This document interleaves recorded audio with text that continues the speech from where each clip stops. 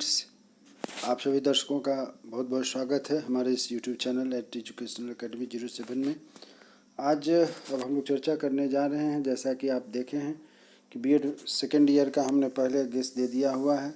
उसके बाद अब बीएड फर्स्ट ईयर का भी गेस अब समाप्ति की ओर है। C1 से लेकर के C5 C6 इन सभी वीडियो को मैंने गेस क्वेश्चन का डाल दिया हुआ है।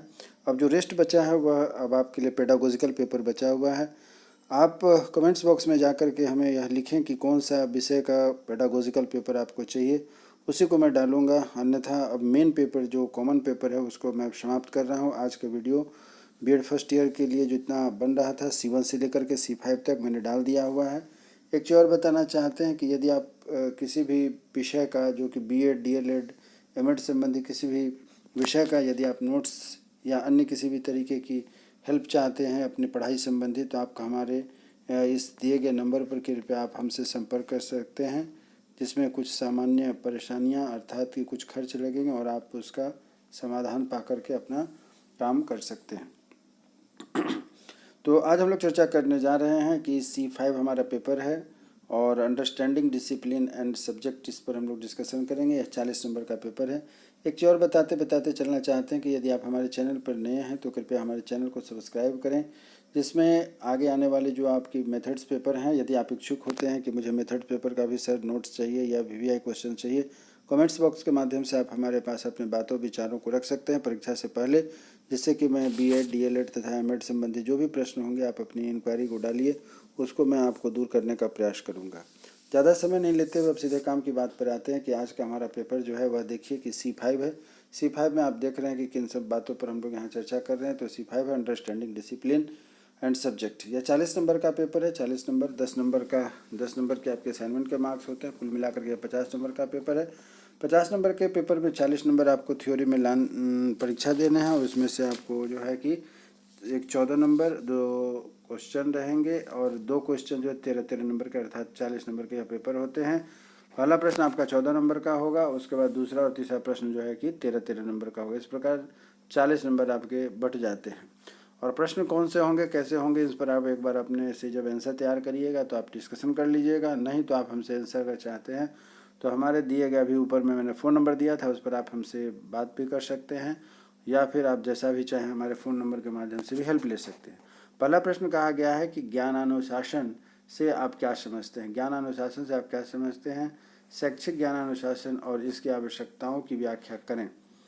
ज्ञानानुशासन या विषयानुशासन भी इसको कहा जाता है। यह ध्यान रखिएगा, ऐसा नहीं कि परीक्षा में विषयानुशासन पूछ दिया जाए तो आप घबरा करके छोड़ दीजिएगा कि विषयानुशासन तो हमें पढ़ाया नहीं गया, हम पढ़े नहीं, सुने नहीं, कहाँ से आ गया प्रश्न, तो इसलिए आप घबराएंगे बिल्कुल नहीं।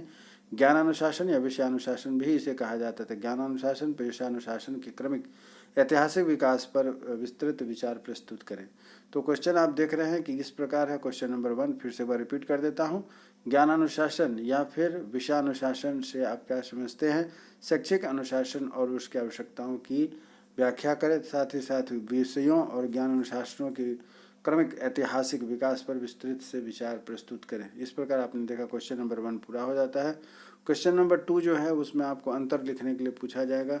अंतर लिखने के लिए 2 प्रश्न दिए गए हैं आपके पास, इनमें से किन्हीं प्रश्नों के उत्तर देने हैं। पहला प्रश्न है कि अनुशासन और विषय में अंतर करना है। दूसरा है टॉपिक अनुशासन और अंतानुशासन में क्या डिफरेंस है। तथा थर्ड है कि पाठ्यक्रम और पाठ्यचर्या में क्या डिफरेंस है। तो इस प्रकार आप देख रहे हैं कि अंतर पूछे जाने वाले जो प्रश्न है वह 3 प्रश्न है। इनमें से किसी एक प्रश्न का आप तैयार कर लीजिएगा। एक प्रश्न का जवाब देना रहेगा, तो यहाँ 3 जो प्रश्न दिए गए हैं इसको आप तैयार कर लें, उम्मीद करता हूँ। चलिए अब आगे बढ़ते हैं क्वेश्चन नंबर 3 की ओर। देखिए क्वेश्चन नंबर 3 क्या कहता है, आप इससे जुड़े रहें। वीडियो को आखिरी तक जो है कि आराम से चला करके, सुन करके, देख करके, समझ करके आगे बढ़ाएं। इससे होगा कि आपके लिए बहुत अच्छी बात होगी कि जो भी जानकारी मैं समझा रहा हूँ आपको मदद मिलेगी समझने में। अगला प्रश्न है 3 नंबर में, कहता है कि अंतर अनुशासनिक विषयों के मूल उद्देश्य क्या हैं बताएं। अंतर अनुशासनिक विषय के मूल उद्देश्य क्या हैं बताएं, एवं किसी अंतर अनुशासनिक विषय का आकलन एवं मूल्यांकन कैसे करेंगे। फिर से सुनिएगा, अंतर अनुशासनिक विषय के मूल्य उद्देश्य क्या हैं एवं इसके अंतर अनुशासनिक विषय का आकलन एवं मूल्यांकन कैसे करेंगे, इस बात पर आपको उत्तर देना है। प्रश्न नंबर 3 के बाद प्रश्न नंबर 4 आता है कि संप्रेषण या संचार क्या है। संप्रेषण या संचार क्या है, सभी प्रभावित संचार के बाधाओं को दूर करने के लिए कौन कौन से तरीके चाहिए।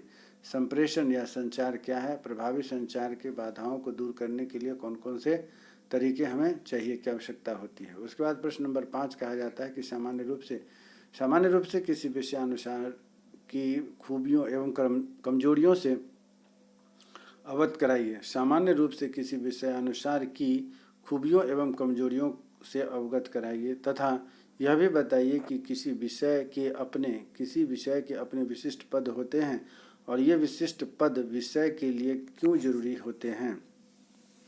फिर से प्रश्न को सुनिएगा कि सामान्य रूप से किसी विषयानुसार की खूबियों एवं कमजोरियों से अवगत कराइए तथा यह भी बताइए कि किसी विषय के अपने विशिष्ट पद होते हैं, ये विशिष्ट पद विषय के लिए क्यों जरूरी होते हैं। तो 5वां नंबर प्रश्न हो गया। 6वां नंबर प्रश्न है जो कि आपके यह 40 नंबर वाले प्रश्नों में आखिरी प्रश्न होता है। इन 6 प्रश्नों में से किन्हीं 3 प्रश्नों के उत्तर आपको देने होते हैं, क्योंकि 3 ही यूनिट में आपकी सिलेबस होती है और 3 यूनिट में से 2-2 प्रश्न चुने जाते हैं। कुल मिलाकर के 6 प्रश्न होते हैं, उसमें से आपको 3 क्वेश्चन के जवाब देना होते हैं।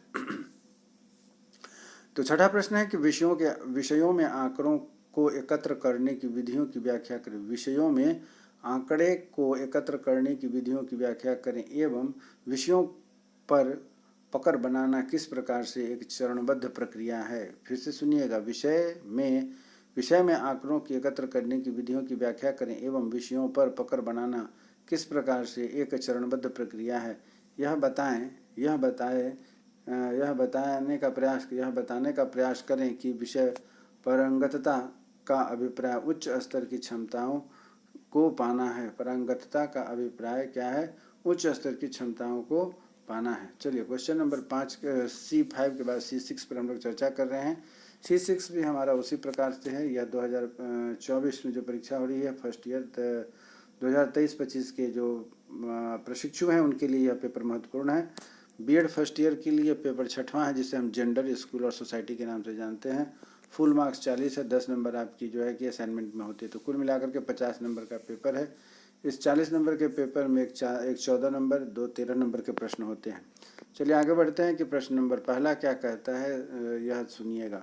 महिला सशक्तिकरण या फिर नारीवाद, ठीक है, महिला सशक्तिकरण या नारीवाद की क्या आवश्यकता है, उसकी क्या बाधाएं हैं।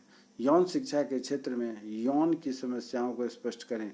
ध्यान से सुनिएगा, यौन शिक्षा के क्षेत्र एवं यौन की समस्याओं को स्पष्ट करें। पहला प्रश्न कहता है कि महिला सशक्तिकरण या नारीवाद की आवश्यकता क्या है एवं उसकी क्या बाधाएं हैं, और यौन शिक्षा के क्षेत्र एवं यौन की समस्याओं को स्पष्ट करना है। इस प्रकार से पहला प्रश्न हुआ। अब देखिए दूसरा प्रश्न कहता है कि जेंडर रूढ़िवादियाँ क्या है। जेंडर रूढ़िवादिता क्या है। जेंडर रूढ़िवादिता समाज के लिए घातक है तो क्यों। जेंडर रूढ़िवादिता समाज के लिए घातक है क्यों। चलिए आगे बढ़ते हैं। क्वेश्चन नंबर 3 कहा गया है कि लिंग समाजीकरण सिद्धांत क्या है। लिंग समाजीकरण सिद्धांत क्या है। लैंगिक असमानता के उन्मूलन में एक शिक्षक की क्या भूमिका होनी चाहिए। लैंगिक असमानता के उन्मूलन में एक शिक्षक की क्या भूमिका होनी चाहिए। विद्यालयी पाठ्यक्रमों में किस प्रकार लैंगिक समानता को स्थान दिया जा सकता है। विद्यालयी पाठ्यक्रमों में किस प्रकार लैंगिक समानता को स्थान दिया जा सकता है। अब आते हैं हमारे पास है प्रश्न नंबर 4। प्रश्न नंबर 4 कहता है कि सामाजिक समानता की अवधारणा को स्पष्ट करें। सामाजिक समानता की अवधारणा को स्पष्ट व्याख्या करें। साथ ही साथ समाज में बालिकाओं की पढ़ाई लिखाई में असमानता एवं प्रतिरोधी को स्पष्ट करें। समाज में बालिकाओं की पढ़ाई लिखाई में असमानता एवं प्रतिरोधी को स्पष्ट करें। इसी प्रकार हमारे पास है प्रश्न संख्या 5 जो कि कहता है कि पितृसत्ता क्या है। पितृसत्ता क्या है तथा भारतीय समाज में प्रचलित कुछ पितृसत्तात्मक प्रथाओं का उदाहरण दे। पितृसत्ता क्या है। भारतीय समाज में प्रचलित कुछ पितृसत्तात्मक प्रथाओं का उदाहरण दें। और 6ठा प्रश्न तथा आखिरी प्रश्न है C6 का, जो कि आखिरी प्रश्न है। सुनिएगा, सामान्य पूर्वाग्रह से आप क्या समझते हैं। सामान्य पूर्वाग्रह से आप क्या समझते हैं। वर्ग कक्षा में पूर्वाग्रह के संकट का वर्णन करें। सामान्य पूर्वाग्रह से आप क्या समझते हैं? वर्ग कक्ष में पूर्वाग्रह के संकट का वर्णन करें। तो इस प्रकार आपने देखा कि 6 प्रश्नों की यह जो C6 की पेपर थी यह पूरी हो जाती है, तथा साथ ही साथ आपने ऊपर में देखा कि C5 का भी पेपर हमारा पूरा हो जाता है। तो इस प्रकार मैं उम्मीद करता हूँ C6 तथा C5 के जो इम्पोर्टेंट क्वेश्चंस हैं आपको इसका लाभ निश्चित रूप से मिलेगा। आपकी फाइनल परीक्षा 2024 में जो संपन्न होने वाली है प्रथम वर्ष की, आप इसका पूर्ण लाभ लेंगे। हमारे साथ आप हमारे वीडियो में बने रहे हैं, इसके लिए बहुत बहुत धन्यवाद।